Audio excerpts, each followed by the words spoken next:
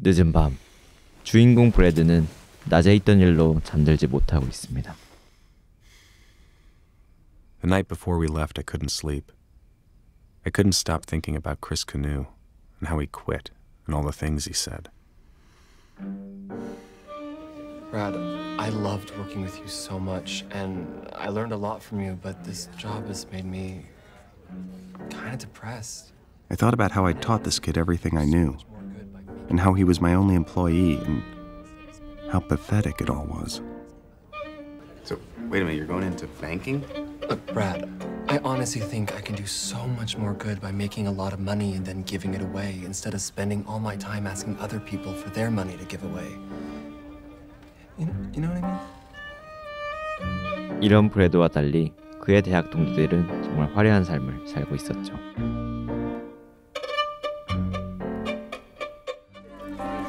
Craig Fisher worked for the White House. He's written all these bestsellers, always on TV. Jason Hatfield had his own hedge fund. Obscenely rich. Owns 3 houses. A big philanthropist. It's stupid to compare lives. But when I do, I feel somehow I failed.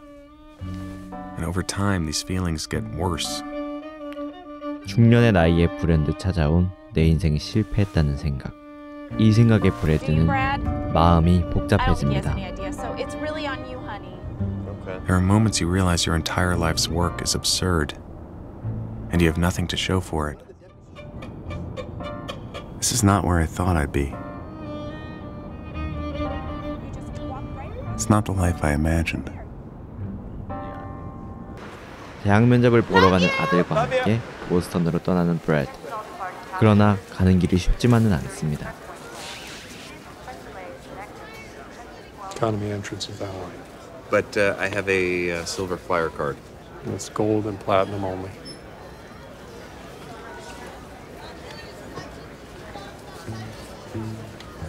Next, please. 그래도 모처럼 떠나는 여행. 브래드는 기분을 내보려고 하는데요. Let's try for an upgrade. What do you mean? You're going off to find your college. And I don't know when you and I are going to take a trip like this again. Let's play business, okay? Really? Yeah. Okay. Cool. I never flown business. Let's make this fucking special, okay? Okay. Mr. Sloan, actually, unfortunately, we can't upgrade you. I'm sorry. What? Why not? There's actually no amount of money you can pay to get an upgrade. I'm so sorry. Anything else? 안 그래도 예민한 브래드의 심기를 건드리는 일들만 가득합니다. I couldn't help but wonder, when was the last time Craig Fisher flew economy? Probably not in decades. I know Jason Hatfield has his own private plane. Never has to fly commercial at all. For them, the world isn't a battlefield. It's a playground. A dream.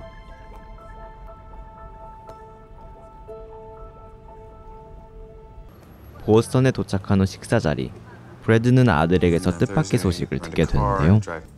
You're going to Harvard. Well, maybe, I don't know. 바로 아들의 성적이 하버드 합격권에 들 만큼 우수하다는 것이었죠. I didn't know about this. 그 소식에 언제 그랬냐는 듯 다시 기뻐지는 브래드. 훗날 성공에 있는 아들의 모습을 생각하니 자신의 인생도 썩 나쁘지 않다는 생각에 흐뭇해집니다. Thank you. And guess what? What? I bought an island. What? Yeah!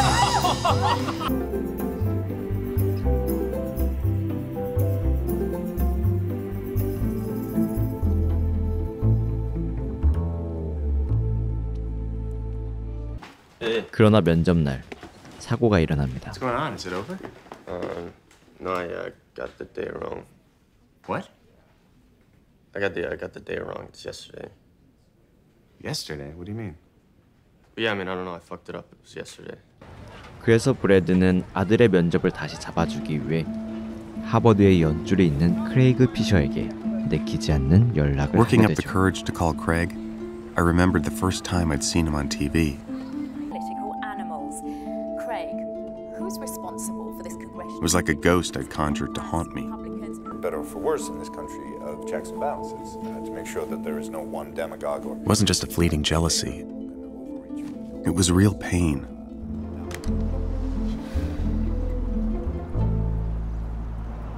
Oh, fuck it.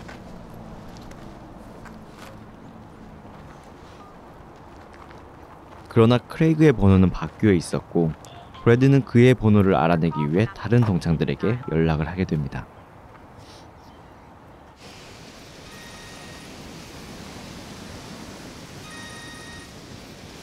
Brad? Hey, yo, Billy. Well, how you doing, man? What's up? How's life? Anyway, hey, do you happen to have Craig's number? I wanted to ask him something, but I think that he changed it. Oh yeah, I'll text it to you. I just saw him in LA at Nick's wedding. Nick got married? To who? Yeah, no, I didn't know about it. Oh, well, it was real small. Somebody asked 동기들과 about you. 오랜만에 연락을 하게 forget 되면서 who. 브래드는 성공한 동기들 사이에서 자신만 잊혀진 존재가 되었음을 깨닫습니다. So, I went to Tufts. 브래드는 밀려드는 초라함과 회의감에 혼란스러워합니다.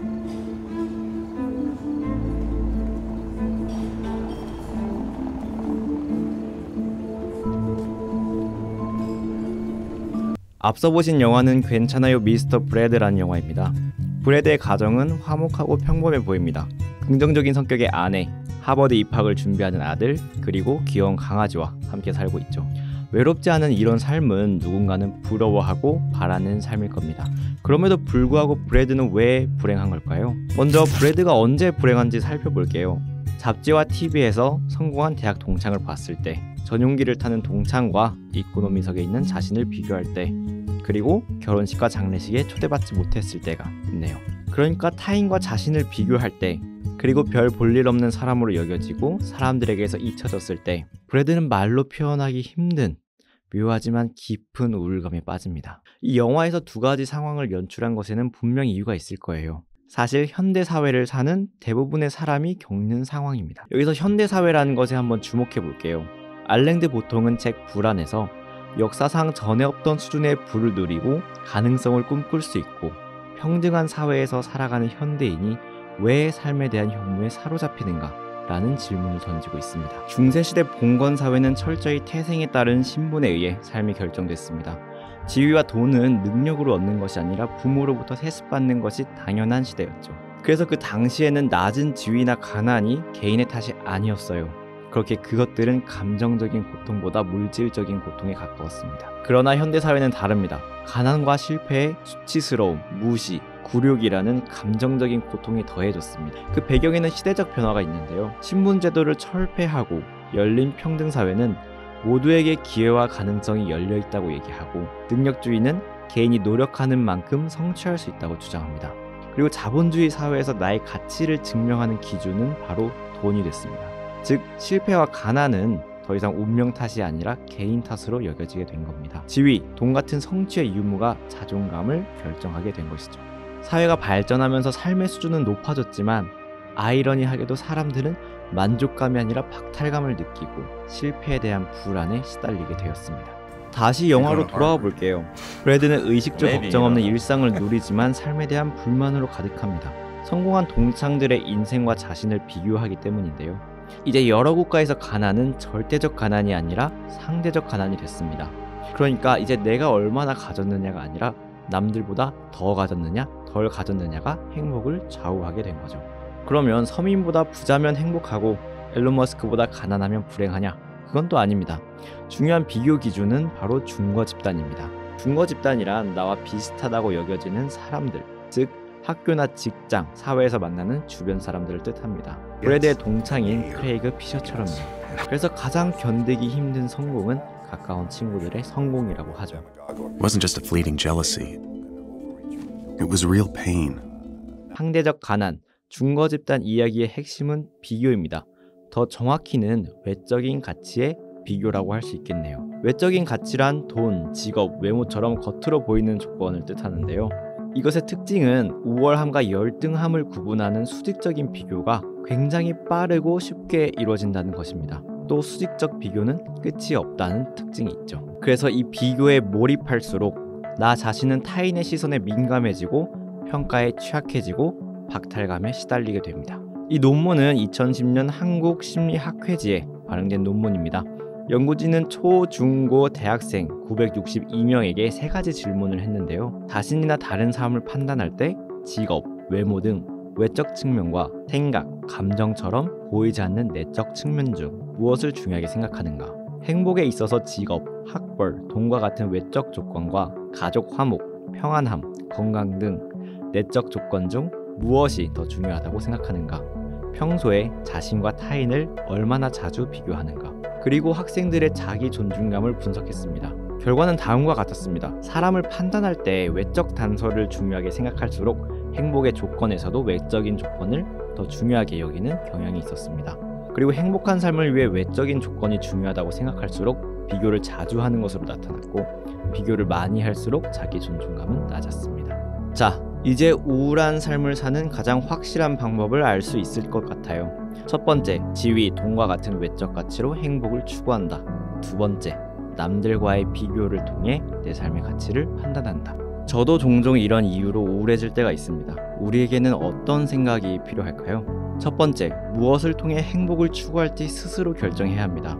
요점은 외적인 가치는 중요하지 않다가 아닙니다. 돈과 같은 외적인 요소들 그 자체로 나쁜 것이 아니기 때문입니다. 다만 행복의 기준을 주체적으로 탐색하고 결정할 필요는 있는 것 같아요. 어릴 때부터 외적인 가치를 추구하도록 학습되는 세상입니다. 우리 행복의 기준을 스스로 정하기보다 가정, 학교, 사회로부터 물감 번지듯이 물든 가치관으로 살아가죠. 스스로 선택한 것이 아닌 물든 가치관은 삶의 혼란을 초래합니다. 계속 노력하고 성취하고 소유해도 왜 이러한 공허함이 해결되지 않는지 의문을 품은 채 헤매는 것이죠. 혹은 내게 반드시 필요한 것이 아님에도 남들을 바라보면서 나의 어떤 결핍을 확대 해석하고 괴로워하고 있을 수도 있습니다. 무엇을 얼마나 추구하고 내려놓을 것인지 스스로 결정하고 그에 따른 대가도 자신의 책임인 것을 이해하면 많은 것들이 명료해질 것 같아요. 두 번째, 남과 비교하는 것은 생각보다 무의미할 수 있습니다. 우선 우리는 타인의 삶을 볼 때 편집되고 전시된 부분만을 볼 수 있습니다. 내가 상상하는 타인의 삶은 실제 그의 삶과는 다를 가능성이 매우 크고 사실은 모두 각자의 전투를 치르고 있을 겁니다. Well, at least you know the plane will wait for you. I don't understand. I mean, you have your own jet, right? So that must make it a little easier. A jet? Are you being an asshole right now, or? I swear you told me once you had a private plane. Yeah, my company leased a plane and flew everyone out there. Okay, well, I misunderstood. Listen, I just found out that my daughter has a tethered spine, okay? She's fucking 3 years old. She's having major surgery in the morning, and, she's so little, you know. 그리고 서로 다른 삶을 비교할 수 있는 합리적인 기준이 없습니다. 우리는 모두 다르게 태어나 각자의 수명을 살다가 다르게 죽습니다. 환경, 취향, 가치관, 목적, 필요한 것, 필요하지 않는 것, 원하는 것, 원하지 않는 것이 모두 다르죠. 그런 의미에서 삶을 마치 같은 시험 아래 등수가 적힌 성적표를 받아보는 경쟁으로 인식하는 것도 이상하지 않나요? 비교하기에는 삶이 정말 개인적인 것이라는 생각을 합니다. 세 번째, 성취감과 행복을 구분해야 합니다. 외적인 가치를 얻는 것, 즉 성취를 통해 얻을 수 있는 것은 지속적인 행복이 아니라 잠깐의 성취감입니다. 노력은 해야 하지만 많은 것을 이뤄내더라도 상상하는 것만큼의 평안과 행복에 이를 수 없다는 것쯤은 알고 있어야 한다는 뜻입니다. 성취를 통해 행복해질 수 있다고 믿는 사람들의 특징은 행복을 나중으로 미룬다는 것입니다. 지금은 너무 불행하지만 좋은 대학에 가면, 대기업에 취업하면 나는 행복해질 거야 라고 믿는 것이죠. 미래의 행복은 현재의 희생에 기반한다고 생각합니다. 그러나 사실 우리는 이미 알고 있습니다. 원하는 성취를 이뤄내더라도 그 성취감은 짧고 나는 또다시 새로운 현실과 고충을 겪게 된다는 것을요. 제가 하고 싶은 말은 결국 오늘 행복한 사람이 행복할 뿐이라는 것입니다. 그렇게 생각해보면 행복을 위해서는 외적 가치뿐만 아니라 친구, 연인, 가족과의 관계, 건강, 그리고 일상 같은 내적인 가치 속에서 감사함을 찾아 누리는 것도 정말 중요한 것 같습니다. 이번 해독 일기는 여기까지입니다. 우리 인생 화이팅!